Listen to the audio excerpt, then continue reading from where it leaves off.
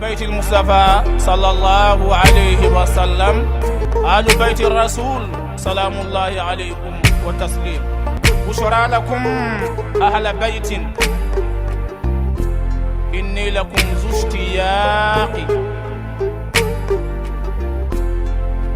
نعم الأئمة آل البيت والإسام، أسباب طه بنو زهرائه الفاطم.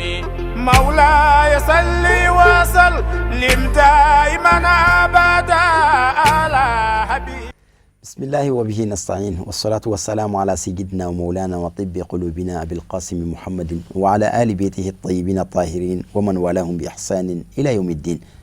ambal mashrif la tv la biya mbofu ni islamia ka fule no alaka kishina ka hinna ka baraka ala ko ke ka anni aw bela jele nabo an sigina kana nyonsoro an ga duba kono duba min kadi duba duma no yishrifu ka do yishrifu la duba duma ani an ka mo nyon fe Sheikh Abu Ja'far Muhammad Jabati Ayatullah annabi naje ka shirifu ka kuna fundodi ankara assalamu alaikum wa rahmatullahi ta'ala wa barakatuh. Wa alaikum assalam wa rahmatullahi ta'ala wa barakatuh. Sheikh ayani anga dungu kuma konna la anga boro yere konna la bono mana ko bonya be bonya masigi be dogo ku temele ni nyontuma antu ka ko olu yere nye anyi do ke kanyina Allah ta'ala fe kala tami tumian kumanga jamana kan ala ka teme herela kaso manka mabwala wo yo mabwala alhamdulillah kala ta kun folo temena herela motum srane no ko chamanye o mabwala bonya masigi jumembe yani ladilkan jumembe ka kun flana fana makono. اللهم صل على الحبيب محمد وعلى آله الطيبين وصحبه المنتجبين. نعم. أم على فوكالا وليماندو. نعم. كبركة دا كوسيجين ألما. نمان كشي كوچا كرانا كسودونغوكا. نعم. أنا لك جويمان بن. لمانا أم دو ينو فكا دو كوي. hali bi Allah subhanahu wa ta'ala akanga jamana basigilento ka to kulusuma konnal abarkalai kabini sungolo eba kalama anye douke ka to kongo jamana kan Allah subhanahu wa ta'ala kaseka kala feeling ninka teme herela kun folo abarkalai alay o teme herela ambala dili subhanahu wa ta'ala flana mimbena ala ko fana nafa bonya Allah subhanahu wa ta'ala ko ofana kishi o chaya ka temeninga jamana bina kalfamina ne ala de bodon guno kono Allah subhanahu wa ta'ala akamiria nyuma dusko nyuma ani faso glani ala ko dusu de do akono ka jamana do hina do ala ku tindo ala jamana do fana ala ka jamana jo ala ko o farfoni ano dusu de fana do ula ni ala ma mimbe o ka jamana mara iba sura ala fawara da ma ka ala baraka dawla chama be Allah subhanahu wa ta'ala bolo ala ka anjeni ala ka klani ala ka anjeni ala ka klani ka ala dili subhanahu wa ta'ala jamana ala ka abasigi ka kolosuma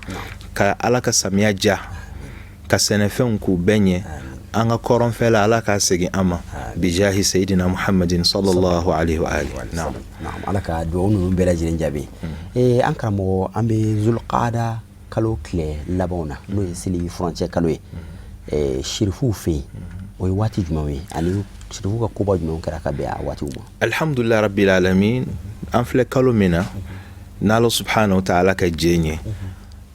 ale kalo kle labona duskasi ko fly ala kira ka demba soro kle mukan saba no kan ka be tarata natama na ala ka jenyu kan ka be insha Allah le setma ala kira mode al imam Ali ibn Musa rida alayhi salam ala kira shaidu suye ka be oma akle mugan ani ngafa akle mugan saba o kele fanala Allah subhanahu wa ta'ala kala jarabila oye ala kira mode min fana nafu Muhammadul Jawad alayhi salam Muhammadul Jawad ale fana fatura ka ben ni klilaba nema ka sorashi be samuga andurula Muhammadul Jawad ale imamu sheginay ngafa Imamul Jawad ale imamu konontonay Ali ibn Musa rida oye imamu sheginay ala ka fama ko nyumandi an bela jelema wa ni kalo kile mugan duru fana na ala ka jenyo kanga be alamsadima nin kalo tile 25 alamisa nata o kan ka bɛn o ma n'an tilenna araba la ka dugu jɛ alamisa la a su duwawu bɛ jaabi ahlul beitu ka duwawu kitabuw la u kɛlen no ka fusamantiya caman fɔ a la n'ala ka jɛ ye ni maa min a su ɲɛnamaya n'i sera k'a don fana sun i bɛ bonyaba sɔrɔ sabula an ko yawma dahwil ard ala ye dugukolo kori k'a baara ban ka bɛn nin kalo in tile 25 donni ma donba do ala k'an bɛn sawaba ma na o tɛmɛnen yɔrɔ an bɛ hiji waatiw fana na alhamdulillah an ka jama kun caman sera madina dɔw fana bɛ labɛnw na ala ka se ni u bɛɛ lajɛlen ye ɲuman ye an karamɔgɔ hiji ni ye hiji an da sera hiji fan dɔ ma dɔgɔkun tɛmɛnen hiji batola belebele ye nka bi diɲɛ laban hiji yɛrɛ bɛ cogo di alhamdulillah rabbil alamin abu zahra komi an bɛ shirifuw de fɛ olu ka kuma de b'an da ahlul beitu ko alayhim salam ala kira nenga ko yati ala nasi zamanun ko waati dɔ bɛna se maaw bɛna taa hiji la masaw b'a la masakɛw b'a la waritigiw b'a la fantanw b'a la ko yakunu hajjul muluki nuzhatan wa hajjul aghniyai tijaratan wa hajjul fuqara'i mas'alatan ko setigu masaw olu caman ka hiji bɛ kɛ mun kama promenade a bɛ kɛ i b'a fɔ tourisme ala k'an bɛn sababa ma sabula i b'a sɔrɔ olu degelen no vie façon dɔw la u hakili la k'u bɛ t'o ɲɔgɔnw de sɔrɔ yen nɔ ko jagokɛlaw fana caman ka hiji bɛ kɛ jago de fana kama u ti taa ala yɛrɛ jati o kama an m'a fɔ jago tɛ kɛ hiji kɔnɔ ala yɛrɛ o fɔ kuranɛ la nka i bɛ taa hiji de kama jago bɛ se ka kɛ a kɔnɔna la ala de bɛ bila ɲɛfɛ mais i man ka jago bila ɲɛfɛ i dun b'a ye k'a fɔ maa caman bɛ yen nɔ olu bɛ jago de bila ɲɛfɛ a ko a sabanan ko caman fantanw don olu bɛ taa hiji la deli de la e ye hiji yɔrɔ ye o i b'a ye k'a fɔ dɔw n'a bɛ bɔ jamaratuw la walima aw bɛ bɔ misiriw la olu bɛ taa sarakadeliw de la o tuma an bɛ ala deli ala k'an ka hijiw kɛ yira tɛ min na tɔgɔ ɲini tɛ min na sabula kiraba sallallahu alaihi wa ali n'a ko ye n'a mun ta kuma o kuma hiji walima umra kama b'a fɔ la riya fiha wala sum'a a ko ala ɲini dabɔ e de kama yira t'a la tɔgɔ ɲini t'a la ala k'an bɛɛ sababa amin ya rabbal alamin an karamɔgɔ bɛɛ lajɛlen kɔfɛ i n'a fɔ yɛrɛ bɔra k'a fɔ cogo min na ko an bɛ kuma fɛn fɛn fɔ yan nɔ shirifuw ye min fɔ an bɛ kuma ni shirifuw nɛnɛ e bɛ se ka ladilikan jumɛnw di an ma shirifuw ye mun ladilikanw di an bɛ se ka nafa sɔrɔ min na alhamdulillah rabbil alamin abu zahra don dɔ la al-imam ja'far sadiq alayhi salam a ko a ka kalanden dɔ ma o kelen k'a fɔ a ye ko ala kira mɔden yabna rasulillah ma aksara al-hajij ko ɲɛna hijiden cayara dɛ Allahu akbar ko ɲɛna hijiden jama cayara maa caman taara hiji la dɛ abu abdillah ja'far sadiq alayhi salam a ko ma akthara ad-dajij wa aqalla al-hajij ko manganci ba da ka ca nga hijiden sɛbɛ hijiden kisɛ o man ca labayka fɔlɔ de ka ca est-ce que labayka minɛ ba yɛrɛ ka ca sabula ko n'i taara hiji la k'a sɔrɔ gari kisɛ kelen b'i ka fini na min ma daga ni ko labbayka allahumma labbayka mɛlɛkɛ b'a fɔ ko la labbayka wala sa'adayk i ma laminɛ kunajati ye o kuma maa bi taa hiji la i kan k'a sɛgɛsɛgɛ nafolo jɛlen o de bi taa hiji kɛ nafolo nɔgɔlen tɛ taa hiji kɛ o kɔfɛ abu zahra i ka ɲininkali ye hakili jigin al-imam ali ibn al-husayn zainul abidin alayhi salam ani a ka kalanden dɔ o tɔgɔ tun ye ko shibli o hijilen imam sajjad a ko a ma karisa ya shibli a ko hajjata ko i hijira ko awɔ a ko hiji bɛ daminɛ ni baara min ye n'o ye ka laadala fini k'o bɔ ka naamu fini don ka hiji fini don a ko i y'o kɛ wa a ko awɔ n y'o kɛ dɛ imam a ko yala e bɛ laadala fini bɔ tuma min na nawaita annaka khala'ata al-ma'siya i y'a ŋaniya siri k'a fɔ i bɛ ka laadala fini bɔ i la tuma min na i ye ala kota wɔrɔn ka bɔ i la wa i bɛna naamu ta tuma min na i y'a ŋaniya siri k'a fɔ labista sawba ta'a i y'a ŋaniya siri k'a fɔ i ye ala bato i y'o fini de don k'o golo ta wa ako mo ngani asiri ako irje ko segi ima hiji. Allahu akbar, Allahu akbar. O kofe aklala kana afwa ko yala idona haram kono wa ako awo ndona ako yala idon to haram kono iya ngani asiri ka afo ite islam korofo ite mu'minu korofo ite ma tonyo ako mo ngani asiri ako kuma segi mata hiji. Allahu akbar. ako kuma mina ni bina tawafu fanake ki bolu nyeshin hajar al aswad ma ko yala i bolu nyeshin ako nyoke ako ya bli kuna ka fo i tega do alaka se tega kono ako mo ngani asiri ako kuma ema hiji sabula ni bolodi asola ka fai ako ne bolo da hajar la swadika walma bolo nyeshoma estegna kani ka dugula ka kla ki bolo do haram na fulula ki bolo do ala ko taala be jana yake be ko chamange hiji to de ta me hiji kisere mak Abu Zahra ni adama walanda de mi ni an ko ambe tanaye ibina chaman famu akonnala hal ambe tawafu minke ambe an côté gauche de nyeshin alkaba ma bona anti ambe alkaba bla anuman fe islamia bara chaman bla mine kinibolo de fe mona anta kinibolo de nyeshin alkaba ma famelu mambolo nyeshama ahlul baytu ko alayhi salam sabla duskun obe numambolo de fe duskun me numambolo de fe o de nyeshin Allah subhanahu wa ta'ala. Donc ni tawafu wolon vlake ka ban o hijabu fen fe bi na ala che obet traverser la ka ban hijabu ba wa bi wolon vla obet chera ka ban ina ala che ibi soro ka ni jo maqam Ibrahim ala foiti ne ala che ika anyina ala fa ki fara Ibrahim ka kuluka ani ala Ibrahim jabi chugo me aki fana jabi ni yoro ma musa yoro mona ala ko kanga wattakhizu min maqam Ibrahim musalla Ibrahim jororomi kiki joine ka doke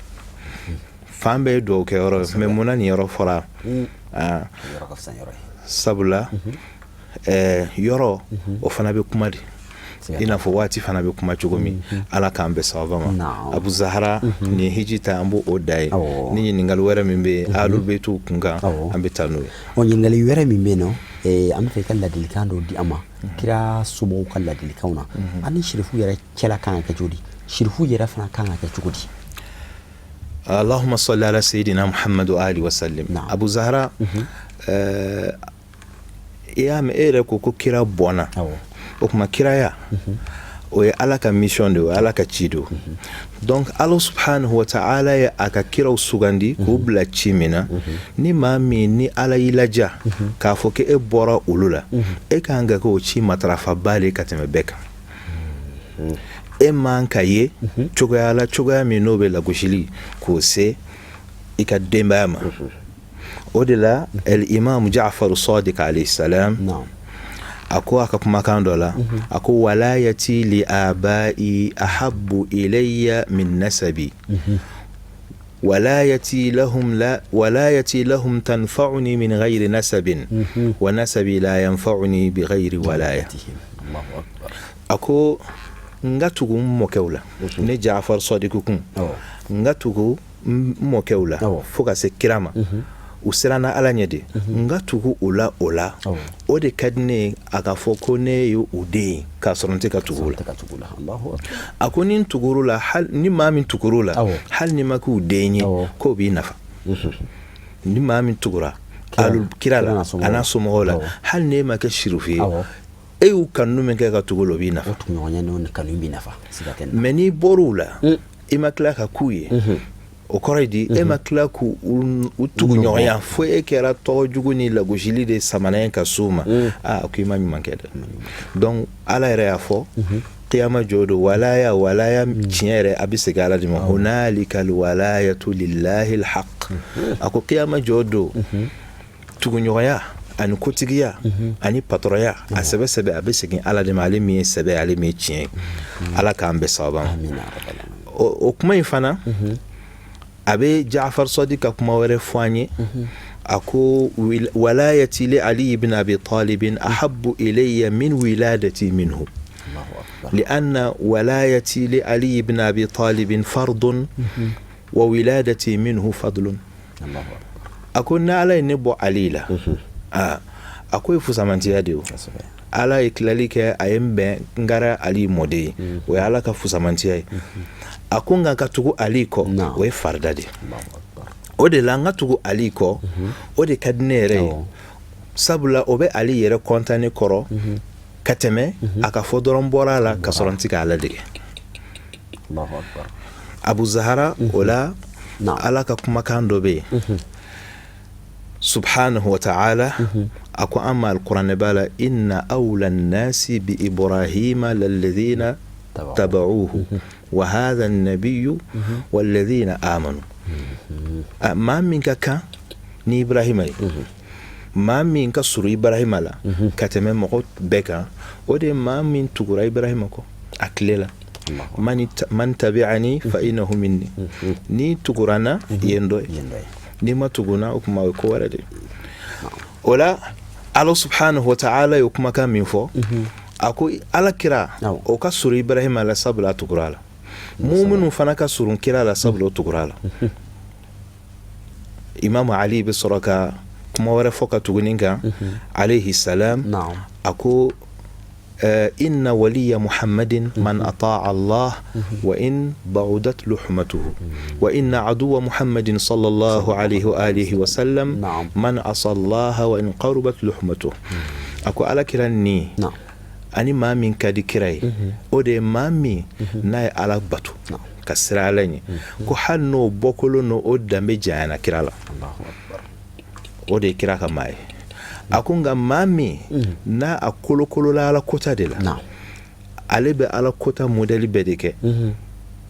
masalan misaliado doka fo ne ala kira modeni barso babolo misali ala wal ma maison n'est pas si babolo atifa glola ona nyo abe mana ko chamanke ani mami no ikira kanun ka tugo ala kira la sallallahu alaihi wasallam ala kira a cikun abe otigila mo de don katebe mo rek. Et puis Abu Zahra alul baytu kwama kira yeren nengunga ako ashbahu nasi bi anbiya illahi aqwaluhum lil haqqi wa asbaruhum ala al amali bihi. Kuma munun bole no kira o fekate me beka o de munun be chienfo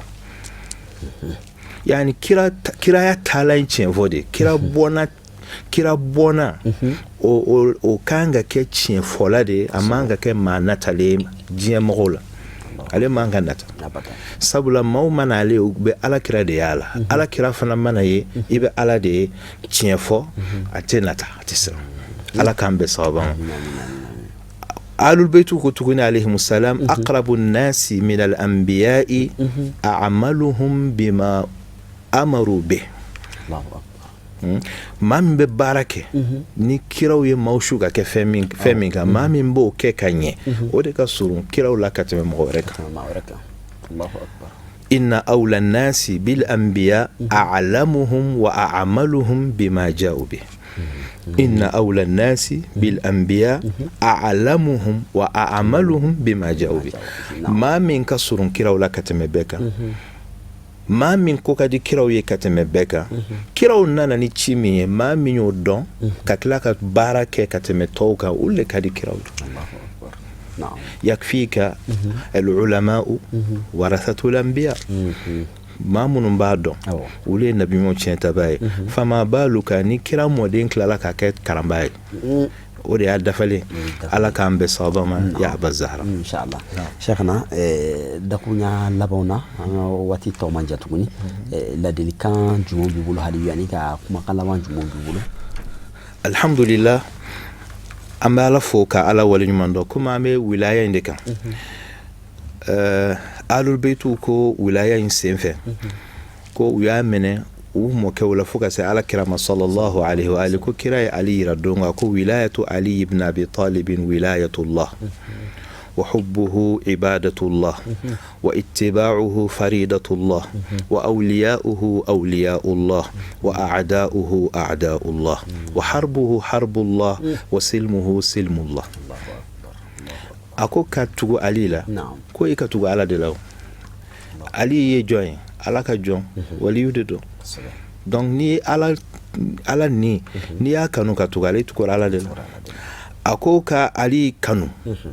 o ye ala bato de sabula ala de y'a fɔ ko a ka kanu ka tugu ala a ye min fɔ a ye kuma minnu kɛ ala ye sira de don o ye farida de yo ko ali niw olu ye ala niw de n'i bɛ fɛ ka ala teriya sɔrɔ i bɛ ali kanu maa o maa ye ali juguya ka a kɔniya